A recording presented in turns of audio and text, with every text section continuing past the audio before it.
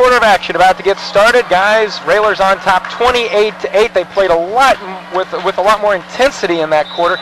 Still, the way Rochester plays, they just make it difficult to be at the top of your game. Well, you're right. We're complaining 28-8 haven't scored, that Rochester hasn't scored in 2 quarters, and we're complaining, but it hasn't been the game we're used to by the Railers. That's ugly. Nathaniel gets a screen from Van Hook. His jumper is no good. Christian tips it back out, but it's controlled by Bain for Rochester. He's the bane of our existence, is he not? He travels. Grant, ball tipped loose. Lunch in the lane, flips it up at the basket, and the ugliest shot they've taken in the last 3 quarters went in. Goes down. Well, they didn't get shut out. Rochester wants a foul to go with it. They're down 18. I don't think it's going to help them. Lunt, the leading scorer for Rochester, he has 5. Nice little run there by the Railers. Well, the 2 points almost constitutes a run by Rochester. We talked about playing a little D there at the end of the first quarter and kind of pushing it out. They just extended it 2 quarters. Nathaniel with a baseline move, and he's going to go back to the line shooting 2. And really, Rochester has done a pretty good job playing man-to-man defense. You know, they're excellent on the help side defense. They're very physical. It's a lot like a Chatham defense where they don't let you cut, they don't let you do a lot of things. Well, and it's 28. Nathaniel's first free throw up and good. They've held the Railers to 28 points. I mean, this is a team that's clipping along at, I don't know, we got to be in the 50s somewhere. 64, 8, so 65. Yeah, they've done a great job. Their coach has got to be happy with that. Nathaniel drops them both, 3 of 4 from the line tonight. His only scoring, but he has done a lot of things offensively and defensively here tonight. Yeah, averages suffer on nights like this. Rochester into the front court. Nathaniel again with the steal, throws it in, back to Coyne, and held ball, and Rochester's probably used to that with going for a fumble in football, but the alternating possession will keep it with Rochester. 6:51 to go. Railers up 30-10. Yeah, Smith got his hands on the ball twice in that possession. Tip in the back court, another tip in the front court. Seth McMinn inbounds out to Houston. I tell you, Nathaniel's played with a lot of energy from the middle of the second quarter on. 3 rattles in and out, no good by Lunt. And Grant went for the rebound, and he was pushed to the ground, and I think they got Van Hook for that. And if that's on Christian, I believe that will be his 3rd.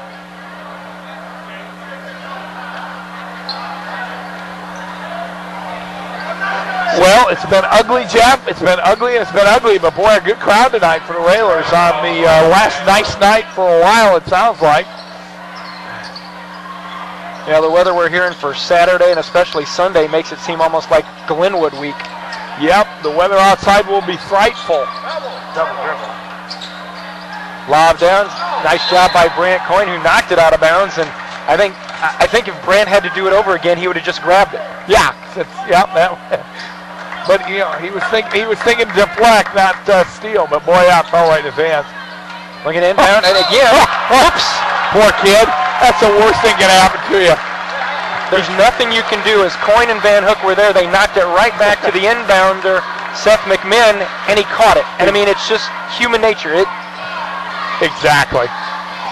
Yep, he's out of bounds. A ball tip right back to him, and you just catch it. That's what you do. Coyne looks for a lob being held real strong across there by Bain. And Nathaniel's going to be whistled for steps right in front of the Lincoln bench. And you know, you talk about some of the bad things that can happen. I believe it was a game down at Southeast a couple years ago. And Ben, if you're listening, hate to bring this up, but remember when Ben turned his back to the inbounder? Yes. Bounced it off Ben, grabbed it, laid it up and in. I do remember that. And it's just one of those things that happens in just a moment, but it never happens again. Yep. Nice scoop shot up and good. That is Houston. Houston, we don't have a problem. Well, your team's down 18. I tell you, it's a little bit of a problem. 5:45 to go. Lincoln on top, 30-12. Nelson's going to drive the lane, throws up the shot, and it's good. He's got 14. These officials really don't want to call anything. I don't blame them for it. 5:36 to go. Ball knocked out of bounds. Well, unless something really odd happens, even more odd than what we've had so far, I don't think Nelly's going to get to 1,500 tonight because he's only at 14 right now, and Nathaniel's going to be whistled for a foul, and he's got that That's Henry Grin. He's got that "you're serious" look. Second on Nathaniel. He gets that look from his dad. 5:35 to go. Lincoln on top, 32-12. Rochester looking for their first win of the season. Grant got a little out of control with the dribble, lost it, saved it in bounds to Nathaniel. Right side, Nelson rises up for three, left it short.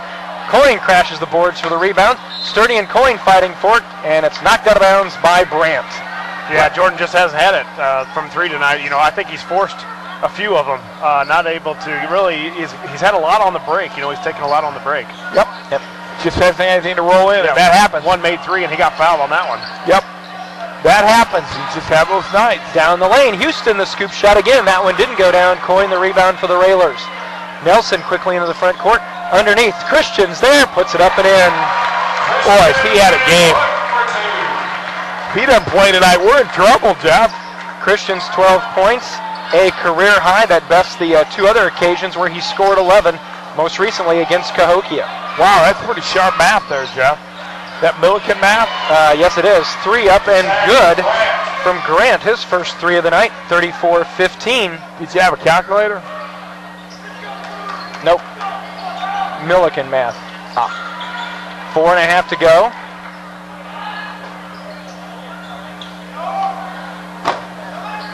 Coyne between the circles now to Olson.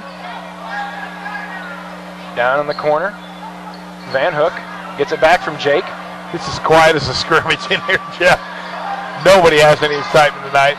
Olson, the bump by Gand, who knocked Olson to the ground and then turned to the official and said, "Seriously?"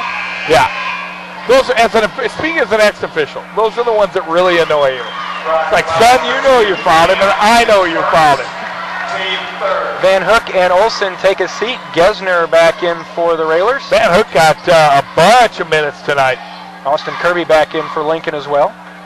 Halfway through the fourth, Railers on top, 34-14. Kirby's picked up his dribble, needs some help. Gets to Coyne. Coyne has it stripped away. Ball loose, picked up. Kirby can save it in bounds. Does so, but throws it right to Sturdy for Rochester. Terrible spacing. We had 3 guys within about 5 feet. Houston back over. Now to Lunt. Corner 3 on the way off the front of the rim. Kirby with the rebound for the Railers. Railers need to run. Oh, Smitty, there you go. And to Nathaniel, who lays it up and in. Boy, Lunt spends a lot of time whining at his teammates, Jeff. I wonder if he does that in football. Well, he's got the ball all the time. There is that. Houston, top of the key. Over to Sturdy. Down in the corner to Lunt. Tried to get it down low to a teammate. Instead had to kick it back out. Plus, you know he's frustrated because he likes to win, as everybody does, but he's used to winning. Lunt on the baseline to Grant. Back to Lunt. Sturdy. Nice tip by Nelson, but it goes to Houston. 3 minutes to go. Railers up 36-14. Sturdy with a little jump hook is good. That's what they were doing to us in the first quarter. Moving the ball, getting good looks. A very fast-paced contest here tonight. 2:45 to go. Railers on top by 20. Nice pass down low from Smitty to Gesner. Austin's going to spot it. Jumper top of the key. Off no good. Nathaniel got away with a push-off. Yes, he did. Rebound underneath. Coyne in the lane. Spin with a little reverse layup. That's no good. Rebound to Rochester as they work it into the front court. Under 2.5 to go. Lunt. Jumper from 18 is good. And You're Rochester's, they figure they may as well just use all their timeouts. Guys, we will keep it here, even though it's a full timeout. 36-18, 2:20 to go. The game is going to go in the win column for the Railers. I think folks are going to look at the score. Railers will be lucky to maybe get into the 40s. You wonder if people are going to wonder, well, did Lincoln have a bad shooting night? Did Rochester play great defense? It's a little bit of both, but certainly it's one of those games, Josh, where you're going to watch the game film, but you certainly don't want to watch it because a lot of things are there to be fixed. Well, I think you watch it for 2 reasons. The things that you did bad, the effort, and a lot of just silly turnovers. You know, we were used to the Railers really having 5 guys on the floor that can handle the basketball at any time, no matter what kind of pressure it was. And we've really not done a good job of that. And I think this is a game they've always said, you know, for me it was always better to win ugly than it was to lose pretty. Yes. But, you know, this has definitely been an ugly win, but, you know, we've got to play a lot better because the competition doesn't get any better than this in the next two, and then we got Collinsville. Yeah, and if we play against Collinsville, we're going to be playing in the auxiliary gym. Smitty with a nice look to a cutting Austin Kirby, who lays it up and in. Austin with 4. In fact, his other 2 came on a nice pass from Nathaniel at the end of the first half as Nathaniel was stuck under the basket. 38-18. Speaking of under the basket, Rochester off the glass. That's up and good from Aaron Bain.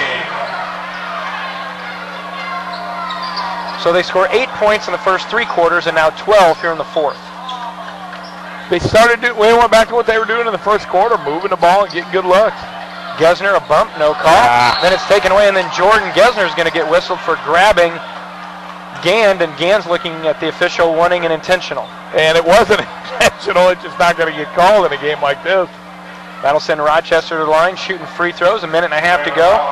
38-20. His first. Gand looking for his first points of the contest. He did a great job on Nelson. That kid worked hard all night. We see Andy Cruz, Jake Olson, Matt Hayes reporting to the scorer's table for the Railers. Free throw no good. Ball tipped around, controlled by Rochester.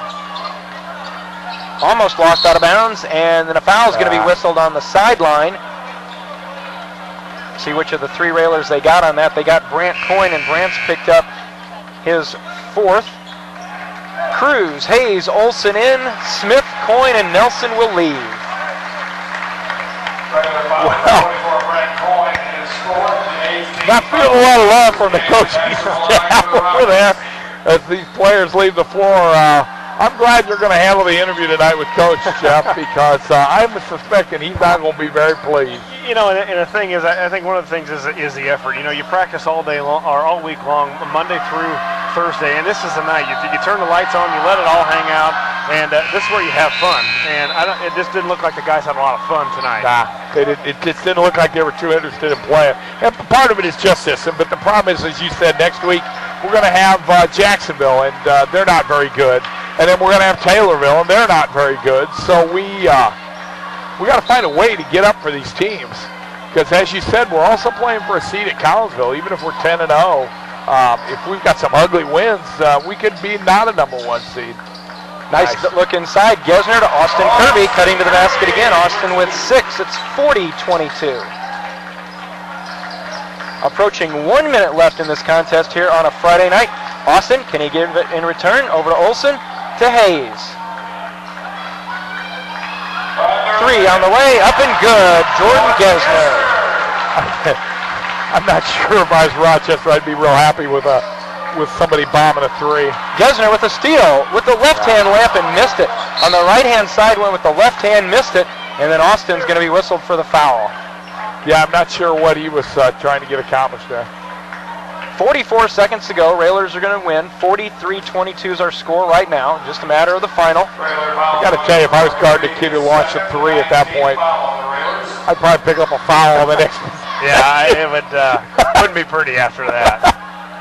That's put in your face. It's like stealing second and third when you're up 10 runs. Michael Owens' free throw attempt, not good. In more ways than one. 36 seconds to go. Gesner over to Kirby. Cruz, Hayes, Gesner out there along with Jake Olson. And got a feeling that this is going to be our final score, as we're just going to let the clock tick down. Matt Hayes will dribble it out as we're down to 15 seconds. So after being shut out 2 quarters in a row, Rochester scores 14 in the fourth, but it is not enough as the Railers pick up the victory here on this Friday night. As the final horn sounds, final score, Lincoln 43, Rochester 22. Railers improve to 7-0 on the season. Rochester drops to 0-3. Get our final, Lincoln 43, Rochester 22. Back with the postgame in just a moment. You're listening to Lincoln Railer Basketball.